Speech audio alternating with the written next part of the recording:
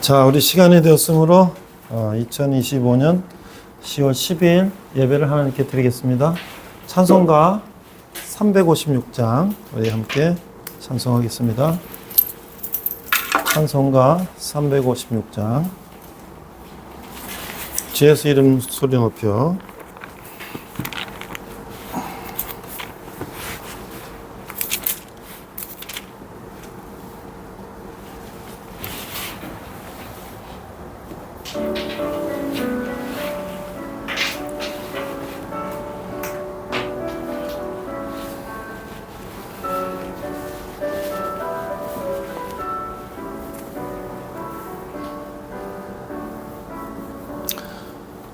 주 예수 이름 소리 높여 찬송 드리니 그 거룩하고 그 신영광 널리 퍼지네. 나의 영혼 싸울 때 나의 영혼 싸울 때 주 나의 대장 되시사 나를 인도하소서. 죄에 빠져 종된 백성 놓아 주시고 그 영광 나라 백성 되게 하여 주소서. 나의 영혼 싸울 때 나의 영혼 싸울 때 주 나의 대장 되시사 나를 인도하소서. 주님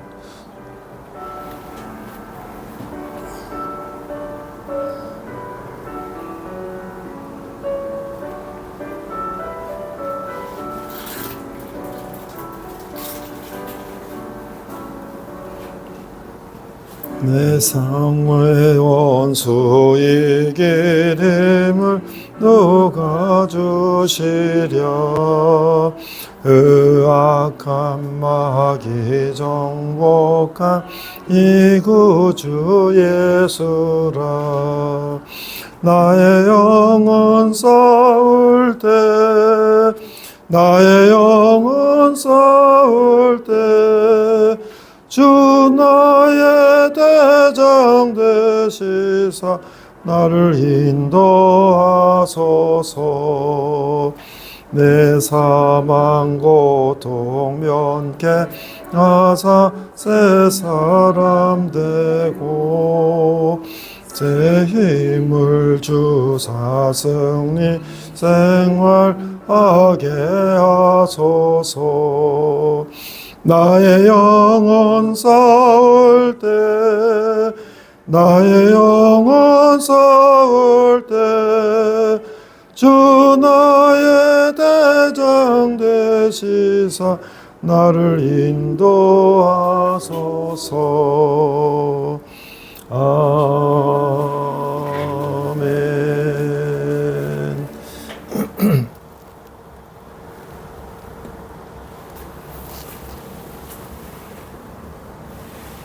네, 우리를 대표해서 우리 체스터 우리 김태호 집사님 오늘 기도 인도하시겠습니다. 살아계신 하나님 언제나 경외하며 끊임없이 기도하고 예배하게 하옵소서. 주님의 말씀을 통하여 지혜와 선지로서 심령 내배를 핍박하는 사탄과 마귀를 물리쳐 주시옵소서. 아멘. 보혜사 성령님의 인자하심과 성실하심과 공의로운 축복을 우리를 위해 십자가에 못 박히시고 죄진 자의 죄를 사해 주신 우리 예수 그리스도 이름으로 기도드립니다. 아멘. 네, 우리 사도신경으로 신앙 고백하겠습니다.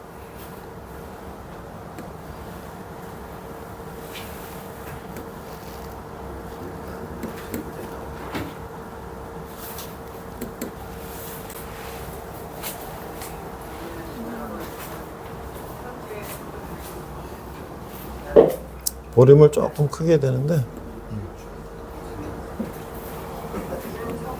자, 우리 같이 한번 한 목소리 읽겠습니다. 시작. 나는 전능하신 아버지 하나님, 천지의 창조주를 믿습니다.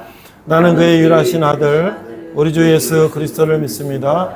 그는 성령으로 잉태되어 동정녀 마리아에게 나시고 본디오 빌라도에게 고난을 받아 십자가에 못 박혀 죽으시고 장사된 지 사흘 만에 죽은 자 가운데서 다시 살아나셨으며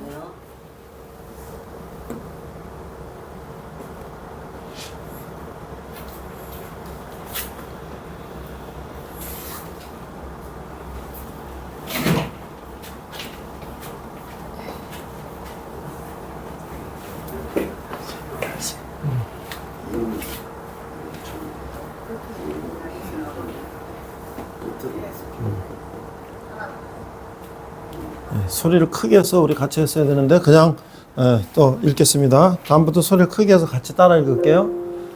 자, 계속 하겠습니다. 시작. 하늘에 오르시어 전능하신 아버지 하나님 옆에 앉아 계시다가 거기로부터 살아있는 자와 죽은 자를 심판하러 오십니다. 나는 성령을 믿으며 거룩한 공개와 성도의 교제와 죄를 용서받는 것과 몸이 부활과 영생을 믿습니다. 아멘. 네. 자, 오늘 말씀은요, 요한계시록 12장 5절. 요한복음 12장 5절. 요한계시록 12장 5절. 한 절인데요. 자, 먼저 찾으신 분이 몇 쪽인지 한번 알려주세요. 410.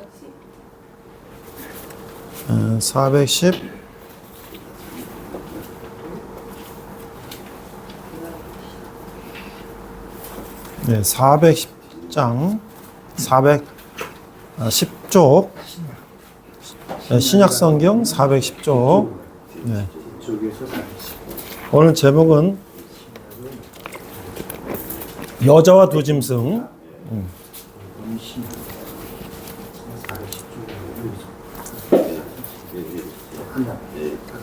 네, 천천히 찾고요. 그래서 오늘은 요한계시록 12장, 13장을 한번 읽어볼 거예요. 그래서 우리가 이제 지난주도 우리가 요한계시록을 5번째 우리가 나눴는데 오늘은 이제 6번째 나누는데요. 뭐 어떻게 보면은 처음 듣는 말도 있고 어려울 수도 있지만 우리가 그냥 한 절 한 절 따라 읽어보면 전혀 이해 못할 것도 아니에요. 자, 요한계시록 12장 5절 한 목소리 읽어볼까요? 시작. 여자가 아들을 낳으니 이는 장차 철장으로 한국을 다스릴 남자라. 그 아이를 하나님 앞과 그 보좌 앞으로 올려가더라. 내가 이제 군대에서 설교할 때는 군인들은 대학교를 이제 휴학하고 온 애들이 많잖아요. 근데 군대 와서 이제 18개월 군대 생활하는데 이제 영어 공부 안 하면 다 까먹으니까 내가 이제 좀 자극을 주려고 매주 이제 본문은 영어로 이제 읽어보라 그랬단 말이에요. 우리 이제 군대 성경 기도 옆에서 기증받은 거 보면 이쪽에 영어, 이쪽에 한글이 있고 아니면 내가 이제 파워포인트를 해갖고 여기다 성경을 영어 한 줄을 해놨는데 우리는 뭐 영어 공부할 건 아니니까 일단 한글로라도 우리가 이게 무슨 뜻이지? 자, 여자가 아들을 낳으니. 자, 여자가 아들을 낳죠. 그쵸? 남자가 낳는 거 아니잖아. 그쵸? 자, 근데 그 아들이 누구냐니까 장차 철장. 철장이라는 거는 쇠로 만든 지팡이 장이야. 그러니까 쇠 지팡이. 그러니까 쇠 지팡이를 잡았다는 것은 엄청 위험 있고 뭐 그런 거잖아요. 뭐 무서운 분이잖아요. 쇠 지팡이를 짚고 만국을 다스릴 남자다. 그 아이를 하나님 앞과 그 보좌 앞으로 올려가더라. 그런데 여기서 보면 우리가 이제 그 아들이 그러면 예수님인가 보다 추측이 가능하죠. 그러면 여자는 마리아인가 보다 이렇게 생각되는데 이 주석을 하신 여러 목사님들의 의견에 따르면 여자는 여기서는 마리아가 아니라 우리 성도들, 그러니까 예수님 오시기 전이나 후나 우리 성도들을 의미한다 하는 거예요. 그러니까 지금 우리가 이 본문을 오늘 읽어보면 알겠지만 오늘 제목이 뭐라고요? 여자와 두 짐승이다. 근데 여자가 결국 우리 성도들인데 그 두 짐승이 누구냐니까 적그리스도, 예수님을 대적하는 사탄의 세력들이 예수님 오기 전이나 후나 우리 인간들을 핍박한다는 얘기죠. 그래서 오늘 그 얘기를 하는 거예요. 그래서 이 여자는 바로 우리 인간을 말하는 것이다. 자, 그러면 오늘 12장, 13장을 읽어볼 건데 다는 못 읽고요. 첫째 단락은 한번 우리가 우리 정용철 우리 동서부터 이렇게 저까지 5명이 이렇게 돌아가면서 한 절씩 읽어볼게요. 12장 1절 한번 읽어볼래요? 하늘의 큰 이적이 보이니 해를 옷 입은 한 여자가 있는데 그 발 아래서는 발이 있고 그 머리에서는 12별의 간을 썼더라. 그러니까 그 한 여자가 해를 옷 입고 그렇죠? 그 발에는 달이 있고 머리에는 12별의 관을 썼다는 거죠. 그 여자가 이제 그런 것들을 다 이렇게 했다는 거예요. 자, 2절. 이 여자가 아이를 베어 해산하게 되매 아파서 애를 쓰며 부르짖더라. 자, 우리가 뭐 이제 그 임산부가 애를 출산하는 고통은 우리가 다 아는 것인데, 자, 여기서는 이제 그 인간 여자가 이제 우리가 사람이라고 생각한다면 어쨌든 이 아기를 해산하면서 애를 쓰고 부르짖더라. 제가 3절 읽을게요. 하늘에 또 다른 이적이 보이니 보라 한 큰 붉은 용이 있어 머리가 7이요 뿔이 10이라 그 여러 머리에 7 왕관이 있는데 저 이게 뭔 붉은 용이라는 거 항상 그 우리는 자 퀴즈 낼게요. 퀴즈. 임금님의 얼굴을 옛날 드라마에서 뭐라 그래요? 용안 얼굴 안자. 아, 이게 임금은 다 용을 쓰는 거야. 임금님이 앉은 의자 뭐예요? 용좌. 그럼 뭐 하여튼 임금님 입은 골룡포라는 것은 이 옛날 그 이제 높은 사람들 입는 그 옷 물론 뭐 서민도 양반도 다 입지만 임금님 입은 골룡포는 제일 화려한 거죠. 그걸 뭐라 그래? 용포. 그러니까 다 용을 붙여. 근데 이 동양에서는 어때요? 동양에서는 용이 제일 아주 성스러운 동물이에요. 근데 서양에서는 어때요? 용은 사탄의 우두머리다 이렇게 보는 거예요. 자, 그래서 지금 3절에 보니까 붉은 용이 있는데 머리가 7이고 뿔이 10이고 또 여러 머리에 7 왕관이 있는데 굉장히 우리 흉측하죠. 흉측하고 아주 뭐랄까 기세등등하고 아주 엄청나게 위험을 갖춘 것 같은 기상천외한 모습이 나왔어요. 자, 4절 우리 사모님 읽어보세요. 그 꼬리가 하늘의 별 3분의 1을 끌어다가 땅에 던지더라. 용이 해산하려는 여자 앞에서 그가 해산하면 그 아이를 삼키고자 하더니. 자, 그러니까 그 용이 뭐라 그래요?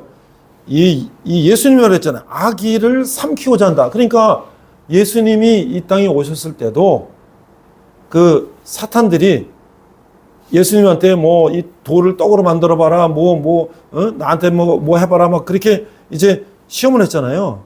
그처럼 왜? 예수님은 우리 인간과 하나님의 관계를 회복하러 오셨기 때문에 사탄이 그거를 중간에 가로채야 되기 때문에 예수님을 해하러 간 거죠. 자, 그 다음에 우리 김태희선 5절. 여자가 아들을 낳으니 그는 장차 철창하고 만국을 다스릴 남자라. 그 아이를 하나님 아빠 그 보좌 앞에 올려가더라. 근데 어저께 우리 지난주에 영화 본 거 기억나요? 여자가 이렇게 아기를 낳아서 안고 막 도망가는데 막 뒤에서 뭐가 쫓아오고 막 비가 오르는데 갑자기 아기가 하늘로 쫙 올라가는 거 봤죠? 그게 바로 뭐야? 이제 하나님께서 예수님을 보좌로 올라간다. 근데 그거를 내가 얘기를 하면 우리가 그 어떤 이 천사가 이렇게 우리를 보호하고 그 다음에 그 하는 장면들을 생각하는데 아내가 장인 돌아가셨을 때 그 갑자기 환상 속에서 장인은 영원히 하늘로 이렇게 솟구쳐 올라가는 걸 봤다고 그러고 나는 못 봤는데 그리고 저 천안에 고원묘지 갈 때 관하고 이렇게 연구차 이렇게 가는데 천사가 이렇게 호위하고 그런 걸 봤다는 거 보면 또 우리가 지금 이런 그림이나 영화 보면 천사가 이렇게 날개 달리고 이렇게 애기 같은 천사 이쁜 거 보이잖아요. 그거를 뭐 전혀 엉뚱하게 누가 그린 게 아닐 거라고요. 다 그 환상 속에서 그런 모습을 봤을 거란 말이죠. 그렇기 때문에 예수님이 하늘로 쫙 올라가는 거 우리 장면을 이제 영화에서 그렇게 표현했는데 그건 다시 말해 예수님이 부활 승천하신 것을 이제 우리가 사도 요한이 이렇게 또 하나님의 말씀을 듣고 이렇게 표현했을 수도 있죠. 5절은 이제 우리가 오늘 그래서 어떻게 해요?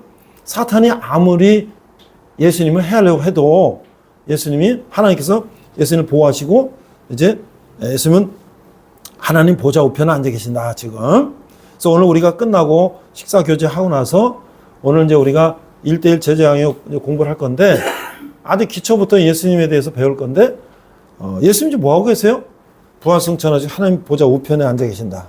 그리고 우리 위해서 처소를 예배하고 계시고 우리를 기도하고 계신다. 그건 성경에 나온 말씀 그대로예요. 6절 다시 정영철 동서 읽어보세요. 그 여자가 광야로 도망하여 거기서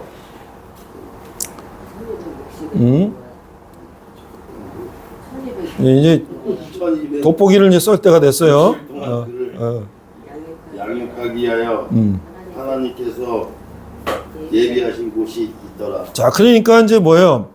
그 여자가 광야로 도망하여 1260일이라는 거 아주 오랜 세월이겠죠. 긴 동안 누가 이제 그를 양육하기 위하여 하나님께서 예비한 곳이 있더라. 그러니까 우리 인간도 어때요? 하나님한테 가면 어때요? 이제 살아날 수 있다는 거죠. 자, 그래서 오늘 첫 단락 한번 읽어봤는데 두 번째, 세 번째, 네 번째 단락은 간단하게 이제 설명을 하고 넘어갈 거예요. 결국 사탄은 교회를 해하려고 가진 모략을 꾸미는 거예요. 그렇지만 어떻게 해요? 그 계획은 무너진다. 그래서 우리가 이 여인이 해산하고 할 때 사탄이 이렇게 왔지만 하나님이 그 백성을 구원하시고 용의 계획을 무너뜨리고 이제 이렇게 하는 거죠. 결국은 사탄은 뭐예요? 우리 교회를 향해서 총공세라는 거예요. 오늘도 우리가 한 분이 오신다 그랬는데 어저께 차가 고장났대. 차 뒤에서 박았대. 그러니까 우리가 어떤 일을 할 때마다 항상 이게 왜 이런 일이 생기지? 그런 것들에 대해서 우리가 영적으로 생각하면 아 정말 우리가 이 보통 신앙생활 한다는 게 쉬운 게 아니구나. 여러 가지 모양으로 방해한다는 거죠. 자, 그러면 이제 7절에서 12절 보면 무슨 얘기냐면 사탄은 결정적으로 패배한다. 사탄이 기세등등하게 해서 뭔가 이길 것 같지만 결국은 뭐예요? 사탄은 패배한다. 그래서 이제 벌써 사탄은 패배했어요. 그런데 우리가 하나님을 믿고 예수님의 구원의 은혜로 우리를 구원해 주셨기 때문에 우리 예수님 믿고 우리가 구원받고 천국에 대한 소망을 가지고 있으면 아무리 사탄이 우리를 뭐 속이고 우리를 이렇게 해도 이길 수가 있는데 우리가 그걸 모르는 사람들은 그냥 고난이 오고 이제 힘들면 좌절하고 낙심하고 하는 거죠. 결국 뭐예요? 지금 예수님이 부활하고 승천하셨다고 하는 것은 예수님이 어둠의 권세를 이기고 부활하고 승천하신 거예요. 그래서 우리도 그걸 따라서 앞으로 예수님 다시 오실 때 심판받고 부활하고 승천한다는 걸 알기 때문에 이 게임은 뭐야? 이 전쟁은 사탄은 벌써 패배한 거예요. 그래서 우리는 그것을 잊으면 안 되겠다. 그리고 이제 13절에서 17절에 보면 그래도 사탄은 끝까지 저항한다는 거예요. 끝까지 저항해요. 사탄은 지금도 어떻게 해요? 우리가 지금 이 대한민국은 그래도 지금 한 1885년에 선교사님들이 오셨어요. 140년 전에. 그래갖고 120년 동안 엄청나게 부흥을 해왔는데 지금도 사탄은 여러 가지로 우리 교회를 무너뜨리려고 했죠. 뭐예요? 지금 뭐 차별금지법이다. 이런 거를 이제 그 국회의원들이 또 뭐 성소수자 뭐 이렇게 하면서 인권하면서 그런 걸 얘기하면요. 만약에 내가 목사가 성도들이 남자끼리 내가 결혼하겠습니다. 줄에 좀 서주세요. 그 차별금지법이 통과된다면 말이에요. 그럼 난 못하겠으면 하면 저 사람이 나를 고발하면 차별금지법 위반으로 나는 감옥 가는 거예요. 왜 우리가 하는 걸 왜 그걸 거부했냐? 이렇게 되는 거예요. 그리고 화장실도 뭐 남자 여자 아무나 막 들어가는 거예요. 지금 저 차별금지법이 통과된 서양 이런 나라들은요. 화장실에 남자 여자가 들어가는 거예요. 너 왜 여기 왔냐면 나 여자라는 나 정체성을 가졌어. 목욕탕도 이제 남자가 들어와도 말 못하는 세상이 되는 거예요. 그러니까 그런 식으로 그건 뭐냐? 교회를 무너뜨리기 위한 이제 이 사탄의 계략인데 교회는 끝까지 그걸 거부하는데 서양 교회는 다 포기했어요. 사탄의 권세가 다 눌렸어요. 정치적으로 여러 가지로 인권이란 포장으로 다 해서 다 무너뜨렸는데 우리나라는 끝까지 좀 버티고 있는데 그것들을 우리가 지켜야 되겠죠? 자, 그래서 이제 마지막 13장 1절 5절을 보면 이제 적그리스도가 나와. 적그리스도는 뭘까? 적이라는 건 적이잖아, 적. 악은 적군. 근데 그러니까 그리스도의 적이란 말이에요. 그래서 과연 적그리스도는 뭘까? 근데 이제 많은 이제 신학자들은 뭐 이제 예수님을 반대하는 사탄들, 그런데 우리가 현실 세계에서 누가 있을까요? 이단 교주들도 적그리스도가 될 수 있고, 또 뭐예요? 하나님 믿는 사람 핍박하는, 그러니까 공산주의자들도 적그리스도가 될 수가 있고, 뭐 전쟁을 일으켜서 사람을 죽이고 하는 뭐 저런 정치 지도자들, 지금 전 세계 지금 전쟁들이 있잖아요. 그래서 그런 적그리스도가 있는데, 그러면 나한테는 어떤 적그리스도가 있을까? 나한테는. 우리 정용철 우리 동서는 한때 술 많이 먹었잖아요. 그렇죠? 그러니까 그게 나를 계속 잠식하는 거야. 그렇죠? 그러니까 계속 야, 술 먹으면 좋잖아. 기분 좋잖아. 그리고 잠도 잘 오잖아. 그리고 너 그러니까 자꾸 먹어. 그런데 계속 그걸 먹다 보면 어떻게 돼요? 거기에 중독되고, 제 친구도 50 전에 결혼도 안 하고 알코올 중독돼서 죽었어요. 복수가 차고 몇 번 병원에 실려갔다가 죽었어요. 그러니까 우리는 우리의 가장 약한 부분을 그렇게 우리에게 뭐 명예로, 또 여자로, 남자로, 또 뭐로, 뭐 이렇게 우리를, 적그리스도는 우리에게 언제든지 다가온다. 그런데 적그리스도가 막 아까 말한 뭐 7개 뿔 나고 용 달리고 막 뿔 7개고 막 그렇게 와요? 아니에요. 아주 멀쩡하게 신사숙녀로 와서 아주 우리를 뭐 전혀 뭐 상상을 못하게 가까이 온단 말이죠. 근데 우리가 영적으로 분별해라. 그렇죠? 그래서 요한 1, 2, 3, 4에는 영을 분별하라. 그러니까 사람도 분별해야 돼요.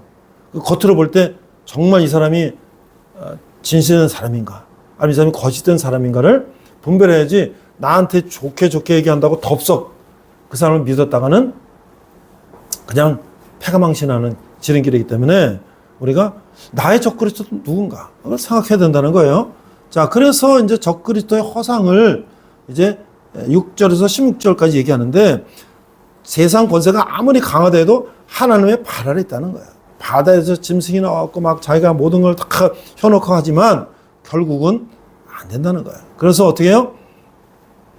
우리가 예수님 믿고 구원받고 하나님의 자녀가 된 사람은 이 생명책, 예수님의 생명책에 기록되어 있어요. 그런데 사람들은 결코 이 적그리스도 그런 세력들한테 우리가 굴복하지 않는다는 거예요. 지금 우리가 북한에 보면 지금 한 20-30만 명 이 지하 교인들이 있다는 거예요. 그 사람들은 지금 벌써 45년 해방부터 지금 80년 동안 예수를 믿으면 다 잡아 죽이고 고문하고 생체 장기까지 뜯어가지고 다 그걸 이용하고 그 정도로 짐승 이하로 취급을 하는데도 거기서 예수 믿고 있는 사람이 있다는 거예요. 그거 도대체 어떻게 가능한가? 그 사람들은 뭐예요? 하나님의 자녀로서, 아무리 김일성, 김정일, 김정은 아마 이것도 적그리스도라고 우리가 봐도 되겠죠? 이런 세력들이 그들을 죽이고 고문해도 예수님의 생명책에 기록된 사람들은 그거를 견뎌낸다는 거죠. 그래서 내가 이제 인터넷에서 적그리스도를 찾아보니까 아까 지금 여태까지 내가 쭉 얘기했던 그런 거예요. 그래서 결국 요한계시록의 13장에 보면 이게 두 마리 짐승이 뭐냐? 지금 우리가 여자와 두 짐승이라고 했잖아요. 그 하나는 뭐냐면 정치적인 적그리스도, 하나는 종교적인 적그리스도. 그러니까 정치적인 적그리스도는 세계 패권을 잡으려고 했던 뭐 히틀러라든지 옛날 로마 시대 네로라든지 뭐 이런 것들이 정치적인 적그리스도라면, 오늘날 뭐 북한의 3대 세습 뭐 그런 사람들이라든지. 근데 뭐야? 또 종교적인 적그리스도, 거짓 예언자. 뭐야? 우리가 너무나 잘 아는 것처럼 뭐 국내뿐만 아니라 외국에도 많아요. 아프리카의 짐바브웨인가 뭐 어딘가에 뭐 인민사원이라고 무슨 그런 무슨 그런 사이비 종교 집단이 있었는데 집단으로 자살했어요. 집단으로. 아주 그게 뭐 몇십 년 전 얘기인데 그 종교 집단으로 자살했어요. 또 뭐 오대양 뭐 이런 것도 보면 그들도 그 사이비 이단 교주한테 해갖고 말 안 들으면 잡아 죽여서 갖다 묻고 별별 그런 이제 적그리스도들이 오늘날도 우리가 몰라서 있다. 그러니까 우리가 그것들을 어떻게 살펴봐야 되는가.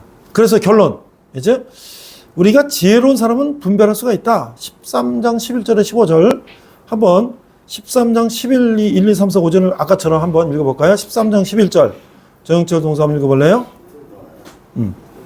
내가 봄에 또 다른 짐승이 땅에서 올라오니 어린 양같이 득불이 있고 용처럼 말을 하더라. 12절 그가 먼저 나온 짐승의 모든 권세를 그 앞에서 행하고 땅과 땅에 사는 자들을 처음 짐승에게 경배하게 하니 곧 죽게 되었던 상처가 나을 13절 큰 이적을 행하되 심지어 사람들을 앞에서 불이 하늘부터 땅에 내려오게 하고 14절 짐승 앞에서 받은 바 이적을 행함으로 땅에 거하는 자들을 미혹하며 땅에 거하는 자들에게 이르기를 칼에 상하였다가 살아난 짐승을 위하여 우상을 만들려 하더라. 15절 그가 권세를 받아 그 짐승의 우상에게 권세를 주어 그 짐승의 우상으로 말하게 하고 또 짐승의 우상에게 경배하지 아니하는 자는 무엇이든지 다 죽이게 하더라. 그러니까 지금 뭐냐면 이 우상, 이 적그리스도들도요 기적을 보여주는 거예요. 우리가 지금 보면 세상에도 무당도 다 뭐 점친다 그러고 그게요 그런 사람들도 어느 정도 뭔가를 보여준다는 거죠. 그러니까 거기에 우리가 속으면 안 된다는 거죠. 이게 뭐예요? 아주 이적을 보이고 그러니까 우리한테 뭐야? 우리는 우리의 적그리스도는 우리한테 뭐라고 보여줘요? 만약에 그 어떤 성적으로 유혹을 한다면 그 잠자리를 같이 하면서 온갖 이제 그런 거를 다 보여주겠죠. 그럼 거기에 켜놓게 되면 어떻게 될까? 나중에 돈 다 뜯기는 거야. 또 우리에게 뭐라도 접근하면 어떻게 될까요? 거기에 우리는 노예가 된단 말이에요. 마약, 야, 친구들이 이거 하면 좋아. 하고 먹자.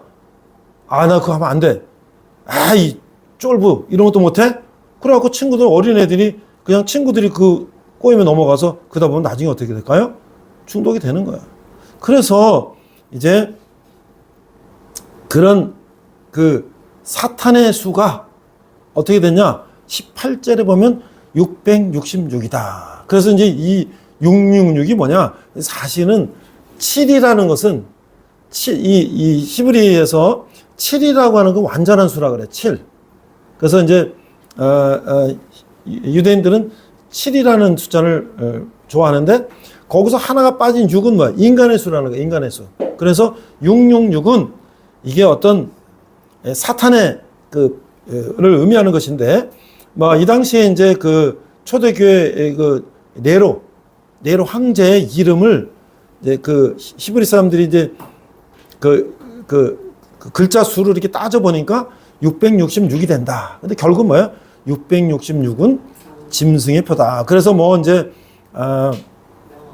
우선 서양 사람들은 666이 짐승의 표인데 이게 뭐냐? 그래갖고 베리칩 여기다가 이렇게 사람도 여기다 이걸 칩을 넣어갖고 그게 자기 신분을 상징한다 그런 건데요.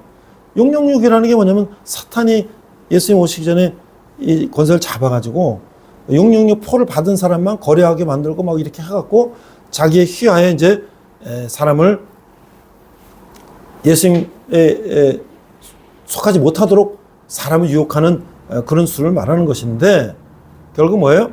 우리가 그런 세상의 방법으로 우리를 통제하는 그런 방법에 우리는 넘어가선 안 된다. 지금 우리 지금 요새 그 청년들이 일자리가 없으니까 이게 전에 고발 프로 뉴스 그런 프로에 나온 건데 캄보디아의 중국 사람들이 어마어마한 이런 그 타운을 만들어 놓고 그 외곽에 그 경비까지 다 세워놓고 그 안에서 보이스피싱 이런 범죄하는 거를 엄청난 타운들을 중국 사람이 캄보디아 가서 많이 만들어 놨대요. 그래가지고 우리나라 대학생한테 여기 한국에도 모집책이 있다는 거죠. 한국 사람들이 대학생 몇 명을 그쪽으로 보내면 돈을 받으니까 그 앞잡이 노릇을 하는데 뭐 어떤 학생이 이번에도 바로 캄보디아에 가서 죽었던 학생이 뭐냐면 자기 통장, 대포 통장 하나 만들어 갖고 오면 그거를 돈을 얼마 주겠다. 또는 뭐 컴퓨터 뭐 관련된 취업할 테니까 와라. 뭐 여러 가지로 가가지고 그러니까 뭐 취업된다 그래. 통장에 돈을 몇 배를 뭐 얼마 산다 그래. 그러니까 순진한 청년들이 돈이 취직이 안 되고 돈이 구하고 취업시켜준다, 돈 준다 하니까 갔는데 가고 어떻게 됐어요? 그 안에서 한국어로 보이스피싱 하는 그 작업을 시키는 거야. 근데 너가 나 못한다 그러면 고문하고 그래서 그 청년이 그 중국 사람들이 고문해갖고 심장마비로 죽은 거야. 그러니까 사탄은 어떻게? 처음부터 때리고 죽여요? 아니에요. 사람들은 그냥 좋은 거 줄 테니까 이거 한번 해볼래? 한번 취업해볼래? 뭐 이거 하면 어때? 뭐 이렇게 접근한다는 거죠. 우리가 그런 것들을 조심해야 되는데 그럼 어떻게 조심하냐? 결국은 뭐예요?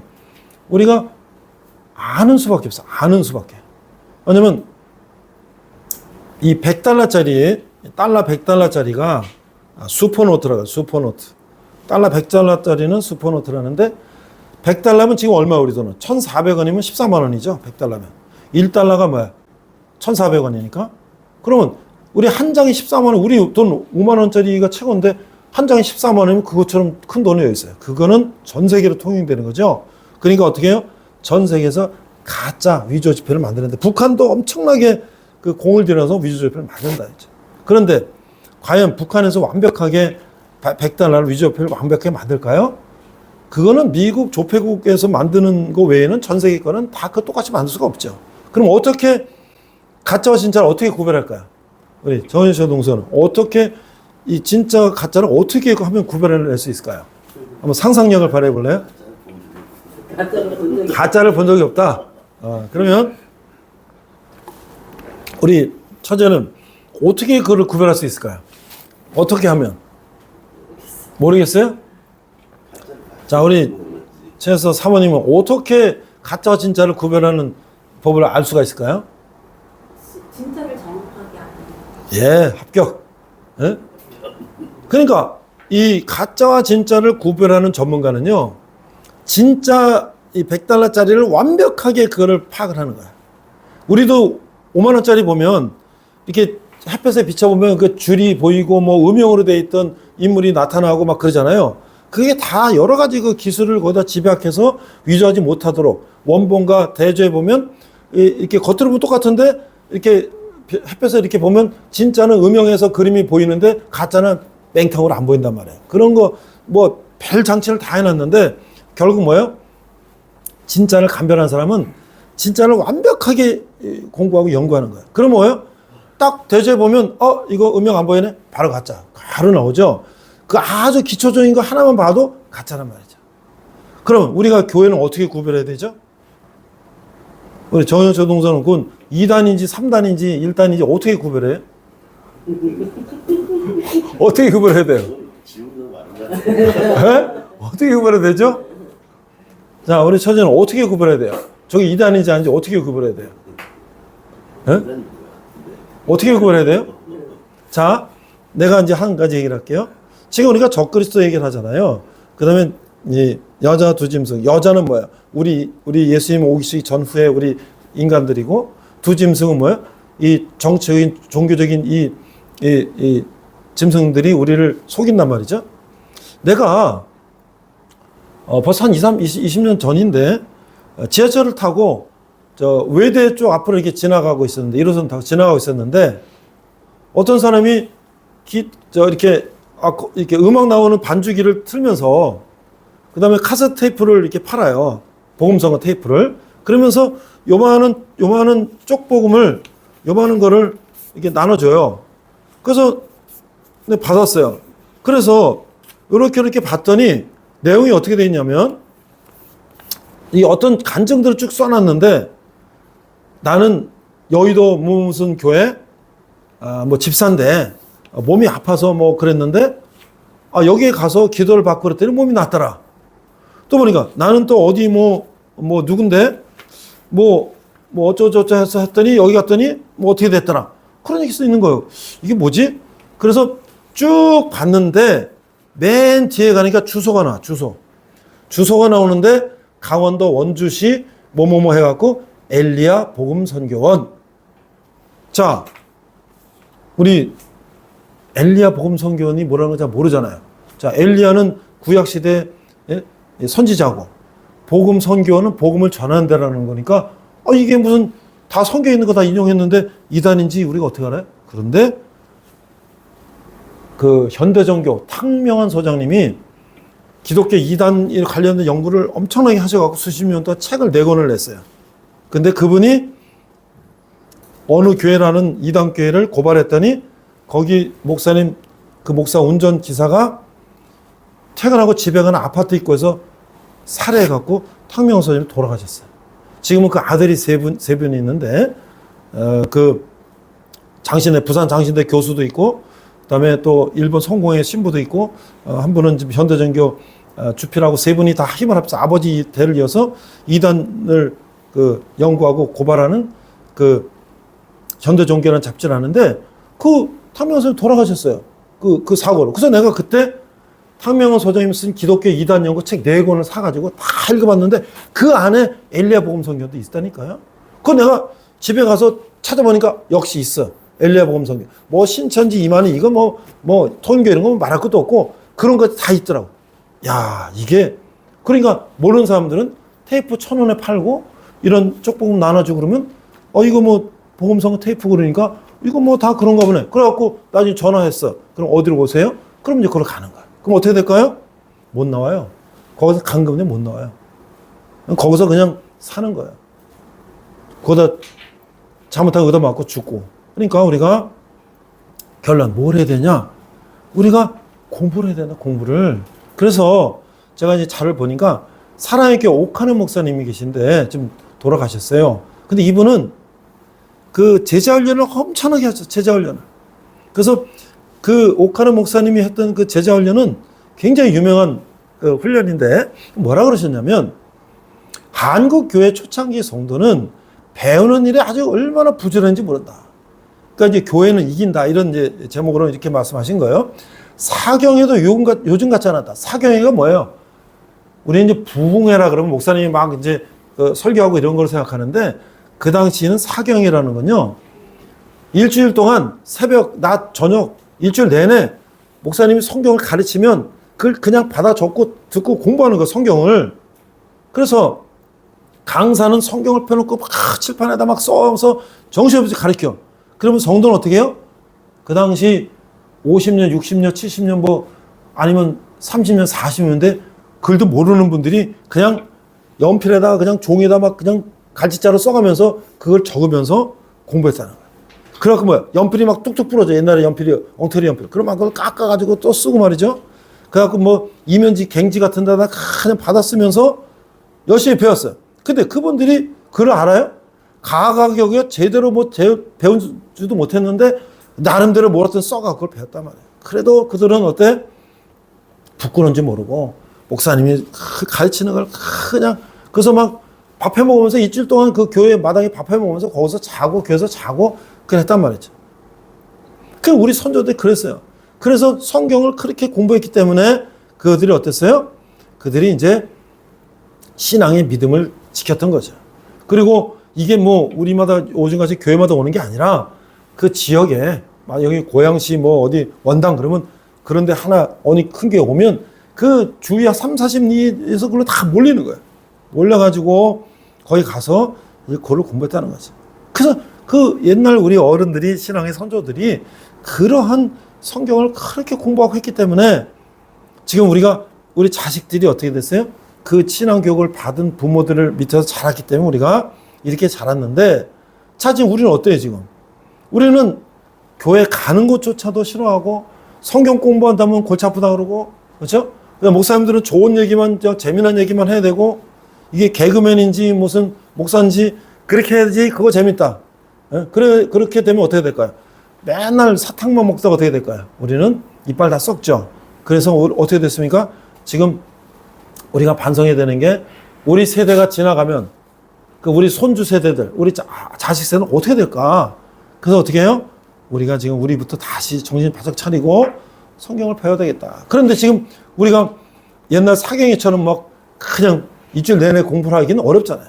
그러니까 어떻게 좀 재미나게, 어떻게 좀 쉽게 볼 수 없을까.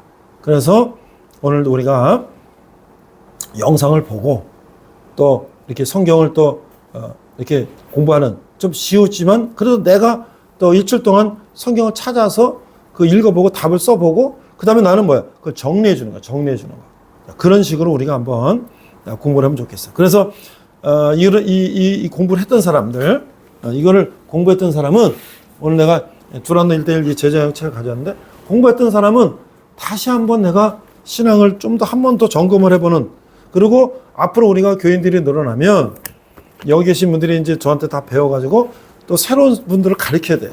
그래서 이거를 한번 우리가 15주 동안인데 좀 공부해보자. 어떨 때는 우리가 밥 먹고 여기서 공부하지만 어떨 때는 우리가 저기 갈비탕 맛있게 하는 데 있어요.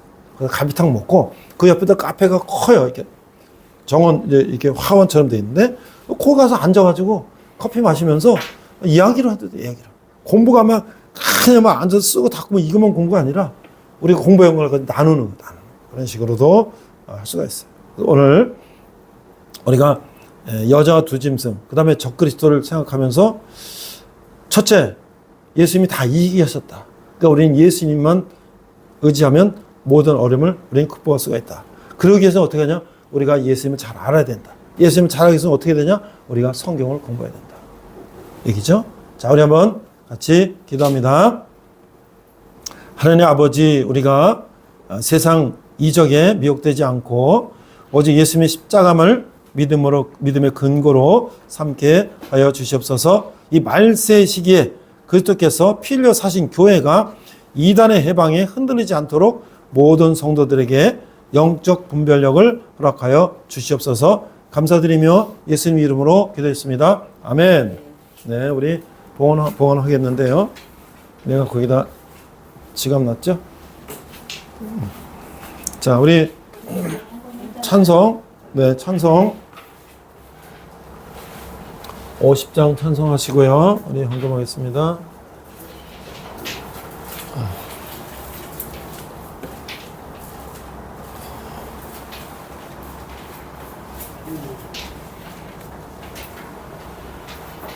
서천성가 50장.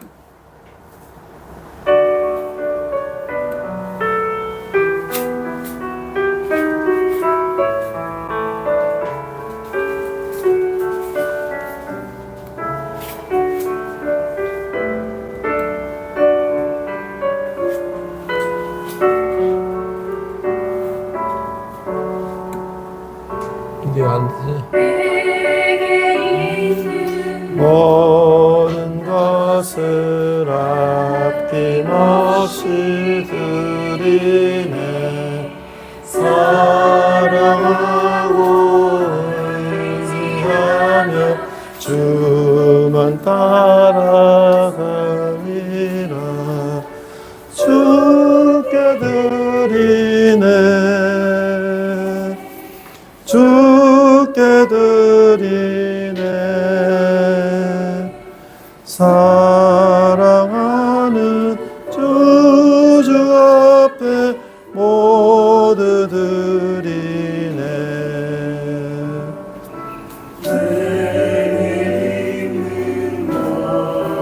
것을 겸손하게 드리네. 세상 모진 나눠 전하나 주소서. 주께 드리네. 주께 드리네.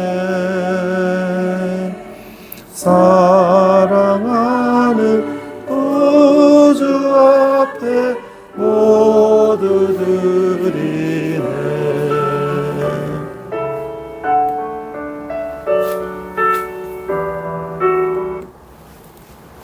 네, 기도하겠습니다. 네, 기도하겠습니다. 하나님 아버지 은혜를 감사합니다. 저희 은혜 감사해서 작은 예물을 주님께 드렸습니다.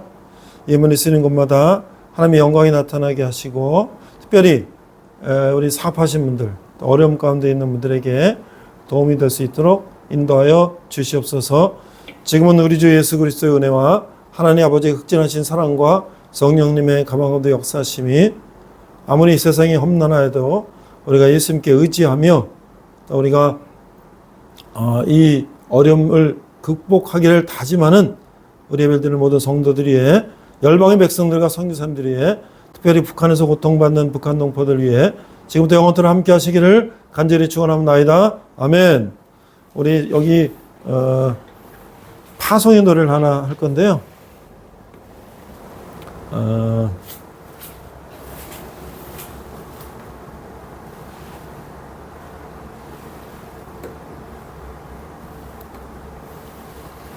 여기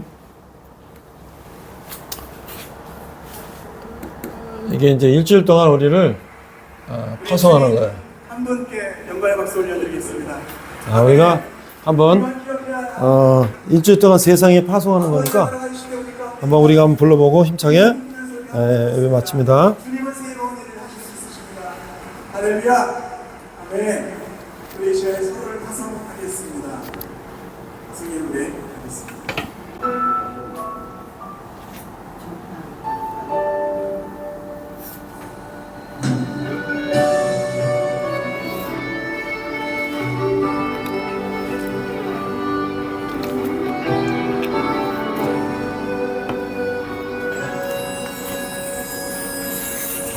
너의 가는 길에 주의 축복이 있으리. 영광의 왕 함께 가시니 걸음 걸음 주 인도하시리. 주의 강한 손덜이 끄시리. 너의 가는 길에 주의 축복이 있으리. 영광의 주 함께 가시니 내가 밟는 모든 땅 주님 다스리리. 너는 주의 길 예비케 되리. 주님 나라 위하여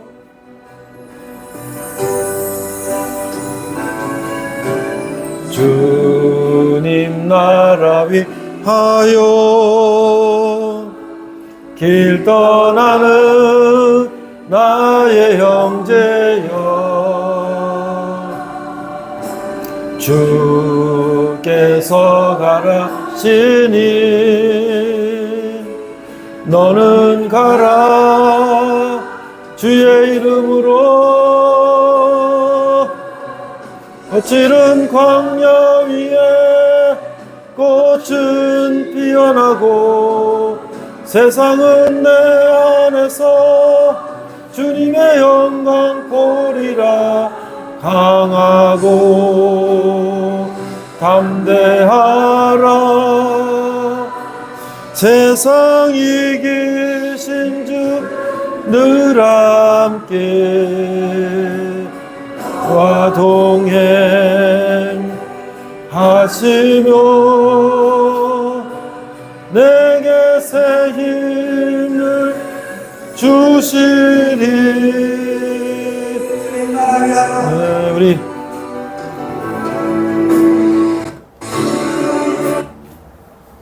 우리 예배 마쳤습니다. 하나님께 영광의 박수 하시고 우리 저쪽 휴게실에 가서 아까 다 했어요. 우리 휴게실에 가서 같이 또 교제하겠습니다.